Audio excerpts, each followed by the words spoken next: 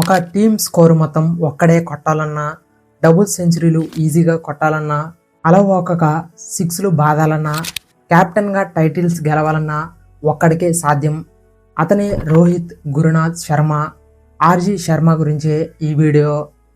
Hi, నా పేరు లిబ్నా లక్కవరం. ఈ వీడియోలోకి మీకు స్వాగతం.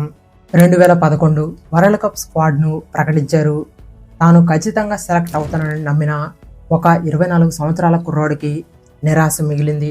అప్పటికే సీనియర్స్ ఉన్న మిడిల్ ఆర్డర్ను తప్పించి జూనియర్కు అవకాశం ఇవ్వలేమని సెలెక్టర్స్ అనుకున్నారు. తీవ్ర నిరాశలో ఉన్న అతన్ని సీనియర్ ప్లేయర్ ఓదార్చాడు.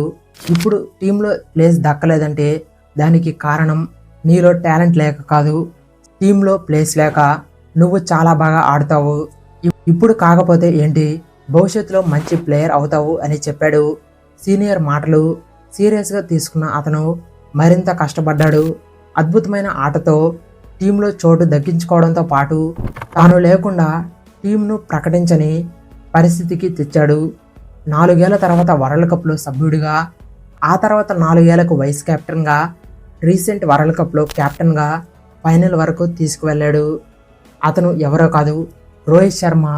ఆ సీనియర్ ప్లేయర్ యువరాజ్ సింగ్. సాధారణ మిడిల్ క్లాస్ కుటుంబంలో పుట్టిన రోహిత్ శర్మ వాళ్ళ నాన్న ముంబైలో ఒక ప్రైవేట్ సంస్థలో గుమస్తాగా పనిచేసేవారు. వాళ్ళ అమ్మది వైజాగ్. అంటే రోహిత్ మదర్ టంగ్ తెలుగు. రోహిత్కు ఒక తమ్ముడు కూడా ఉన్నాడు. చిన్న ఫ్యామిలీయే అయినా ఆర్థిక పరిస్థితుల వల్ల వాళ్ళ అమ్మమ్మ దగ్గర పెరిగాడు రోహిత్. రోహిత్ శర్మ వాళ్ళ మేనమామ తగిన విధంగా సహాయం చేయడం వల్ల ప్లేయర్గా నిలబడగలిగాడు రోహిత్ శర్మ. మొదటిసారి క్రికెట్ కోచింగ్ కోసం 800 రూపాయలు అడిగితే ఆటలు వద్దు, చదువుపై దృష్టి పెట్టు అని అప్పటికి 200 రూపాయలు ఇచ్చాడు. కానీ తర్వాతి రోజుల్లో రోహిత్కు ఉన్న పట్టుదల చూసి వాళ్ళ మామ రోహిత్కు సపోర్ట్ చేశాడు. ఆ టైంలో రోహిత్ వయసు 8 సంవత్సరాలు. అప్పట్లోనే అంత ఆత్మవిశ్వాసం చూపించి తన లక్ష్యాన్ని కూడా అందుకున్నాడు. సరైన సౌకర్యాలు, మంచి క్రికెట్ కోచింగ్ కోసం స్కూల్ మారమని తన కోచ్ చెబితే తనకు అంత స్తోమత లేదని అప్పుడే చెప్పాడు. కానీ రోహిత్ కోచ్ సిద్ధేష్ లాడ్ రోహిత్ శర్మ టాలెంట్ను గుర్తించి 4 ఏళ్ళు స్కాలర్షిప్ ఇప్పించి స్కూల్ మార్పించి మరీ కోచింగ్ ఇచ్చాడు. అయితే ఎంత టాలెంట్ ఉన్నా కానీ రోజుకు వేల మంది గ్రౌండ్లో పోటీ పడే ముంబై క్రికెట్లో ఎదగడం అంత ఈజీ కాదు.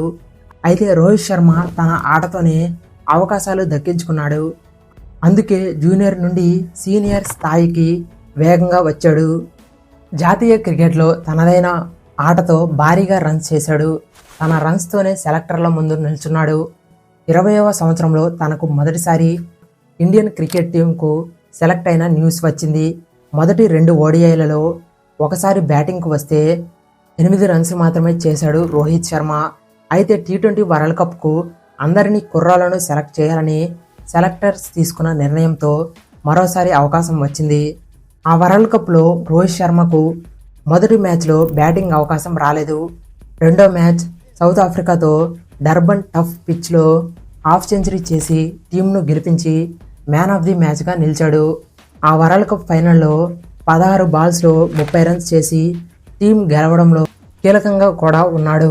వరల్డ్ కప్ విన్నింగ్ టీంలో ఉన్న రోహిత్ శర్మ T20లలో మాత్రమే కాకుండా వన్డేలలో కూడా కెరీర్ వేగంగా బూస్ట్ అయింది. సిడ్నీలో ఆస్ట్రేలియాతో జరిగిన CB సిరీస్ మొదటి ఫైనల్లో 66 రన్స్ రోహిత్ శర్మ వన్డే కెరీర్ను నిలబెట్టింది. తర్వాత 3 సంవత్సరాలు మంచి జోరు మీద ఉన్న రోహిత్ శర్మ కెరీర్కు బ్రేక్ పడింది. ఎలాంటి క్రికెటర్కు అయినా ఒక పరిస్థితి ఎదురవుతుంది. అది రోహిత్ శర్మ కెరీర్ కూడా వచ్చింది. ముఖ్యమైన సమయంలో వికెట్ను కోల్పోవడం, బిగినింగ్లో వచ్చే స్కోర్లను భారీ స్కోర్లుగా మార్చలేకపోవడం. ఇలాంటి పరిస్థితుల్లో రోహిత్ శర్మ గురించి జోక్గా మాట్లాడడం మొదలైంది. 2012 శ్రీలంక టూర్లో మొత్తం సిరీస్లో అంటే 5 ఓడిఐ మ్యాచ్లలో 13 రన్స్ మాత్రమే చేయడంతో ఇంకా రోహిత్ శర్మ కెరీర్ ముగిసింది అని చాలామంది అనుకున్నారు. కానీ అప్పటి కెప్టెన్ మహేంద్ర సింగ్ ధోనికి రోహిత్ శర్మ టాలెంట్ను గుర్తించి కొత్తగా ట్రై చేయాలని అనుకున్నాడు. ఆ ఆలోచన నుంచి పుట్టిందే ఓపెనర్ రోహిత్ శర్మ. తర్వాత అతని కెరీర్ పూర్తిగా మారిపోయింది. ఒక మిడిల్ ఆర్డర్ బ్యాట్స్మెన్ కొత్త బంతిని ఫేస్ చేస్తూ ఓపెనింగ్ చేయగలడా అనే డౌట్ను పక్కకు నెడుతూ ఇంగ్లాండ్పై 83 రన్స్ చేశాడు. ఆ ప్రయోగాన్ని అంతటితో ఆపకుండా 2013 ఛాంపియన్స్ ట్రోఫీలో పూర్తిస్థాయి ఓపెనర్గా ఆడించాడు. ఆ తర్వాత రోహిత్ శర్మ కెరీర్ పూర్తిగా మారిపోయింది. మిడిల్ ఆర్డర్తో పోలిస్తే ఓపెనర్గా ఎక్కువ రన్స్, సెంచరీలు చేశాడు రోహిత్ శర్మ. 2010లో టెస్ట్ టీంకు సెలెక్ట్ అయిన రోహిత్ ఫుట్బాల్ ఆడుతూ ఇంజురీ అవడంతో తర్వాత 3 సంవత్సరాలకు కానీ టెస్టుల్లో అవకాశం రాలేదు. 2013లో టెస్టుల్లోకి ఎంట్రీ ఇచ్చిన రోహిత్ శర్మ మొదటి 2 మ్యాచ్లలో సెంచరీలతో బాగా ఆడినా కానీ తర్వాత ఎక్కువ టెస్ట్ మ్యాచ్లు ఆడలేదు.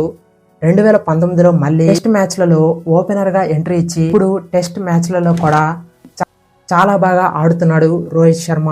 తన కెరీర్లో ఎన్నో రికార్డులను క్రియేట్ చేసిన రోహిత్ శర్మ పేరున ఒక అన్బ్రేకబుల్ రికార్డు కూడా ఉంది. అదే ఓడిఐలలో 3 డబుల్ సెంచరీలు, 208, 209 నాట్అవుట్, 266 రన్స్. అలాగే వన్డేల్లో అత్యధిక స్కోర్ రికార్డు కూడా ఇప్పటికీ రోహిత్ శర్మ పేరు మీదే ఉంది. ఓడిఐలలో 10,000 రన్స్, 2019 వరల్డ్ కప్లో 5 సెంచరీలు, ఇలా చాలా రికార్డ్స్ రోహిత్ శర్మ పేరు మీద ఉన్నాయి. అంతర్జాతీయ క్రికెట్ ఒకవైపు అయితే ఐపీఎల్ ఒక ఎత్తు. 6 సార్లు విన్నింగ్ టీంలో సభ్యుడిగా ఉన్నారు రోహిత్ శర్మ. 2009లో డక్కన్ చార్జర్స్ టీంలో సభ్యుడిగా ఉన్నారు. అప్పటి వరకు సచిన్, రికింగ్ పాయింటింగ్ లాంటి వాళ్ళు కెప్టెన్గా ఉన్నా కానీ ఒక్కసారి కూడా ఐపీఎల్ టైటిల్ గెలవని ముంబై ఇండియన్స్ రోహిత్ శర్మ కెప్టెన్ అయిన తర్వాత 5 ఐపీఎల్ టైటిల్స్ను గెలిచింది.